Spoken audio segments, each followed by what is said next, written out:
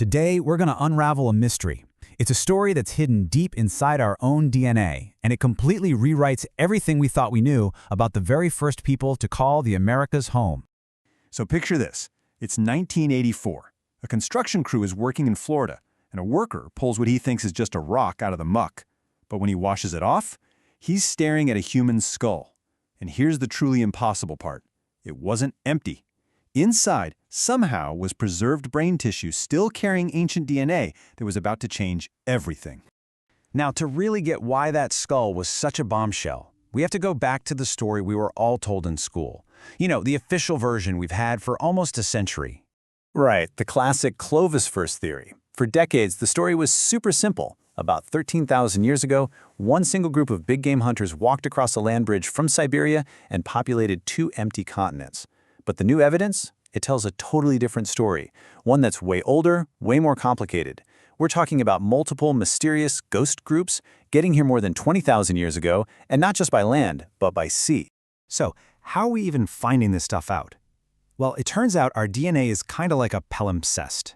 Think of an old scroll where a monk scraped off the original writing to write something new over it. If you look really closely, you can still see faint traces of the original words underneath. That's our genome. It's been overwritten again and again, but the ghostly traces of these older peoples are still there, if you just know how to look. Okay, so let's circle back to that skull in the mud. That one incredible discovery. The place is now known as Windover Pond, and it became the very first thread that, when pulled, started to unravel that entire old story. The remains they found at Windover were an unbelievable 8,000 years old. I mean, just to put that into perspective for you, these people lived and died 3,000 years before anyone even thought about laying the first stone for the Great Pyramid of Giza. And what they found there proved these were not simple nomadic hunters who had just arrived. Not even close. Archaeologists uncovered 168 individuals, all carefully buried in what seems to have been a ritual pond of the dead. And the artifacts were just stunning. They found pieces of fabric woven with 7 different complex patterns, evidence of tailored clothing. This was a sophisticated, settled society, far too advanced to fit the old simple timeline. But as incredible as all that was, the real shock, the evidence that just completely shattered the old narrative, that came from genetics. A huge study back in 2016 gave us a glimpse into 84 worlds that have completely vanished.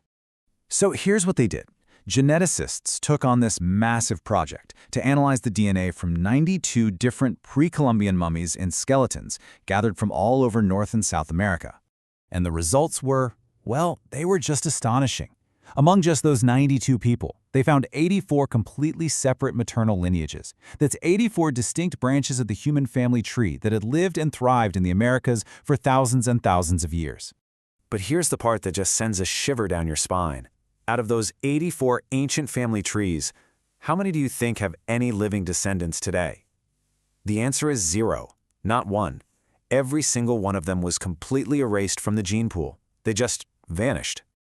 This is what scientists call a ghost population. It's an ancient group that's gone now, leaving behind nothing but these ghostly traces in the DNA of other ancient people, or, in some cases, contributing just a tiny little bit to a modern population before disappearing forever. And those 84 lineages, they are the ultimate ghost populations. So that raises a huge question, right? If the Clovis hunters weren't the first, if they didn't just walk across a land bridge, then how did all these other people get here so much earlier? Well, the evidence is now pointing to a forgotten coastal highway. The timeline really tells the whole story. You have the old theory, with people walking through an ice-free corridor 13,000 years ago. But the coastal theory suggests that people with boats were already hugging the coastlines, all the way from Asia to the Americas, more than 40,000 years ago. And it makes sense. We know for a fact that humans were crossing huge stretches of open ocean to get to places like Australia at that same time. So, why not here? And here's the thing. This is exactly what the oldest DNA is telling us. That genetic signal from the earliest remains, like the ones from Windover Pond, it points directly to this earlier coastal wave. It's a faint signal, for sure, one that was almost completely overwritten by all the groups who came later, but it's there. And this brings us to the biggest idea in this whole explainer. What we see around us today, the people and cultures, that's not the original story of the Americas. It's just the last version that managed to survive. You could call it history's survivor's edit. I love this quote because it just captures the idea perfectly. We are the survivor's edit of a biological history that has been repeatedly overwritten.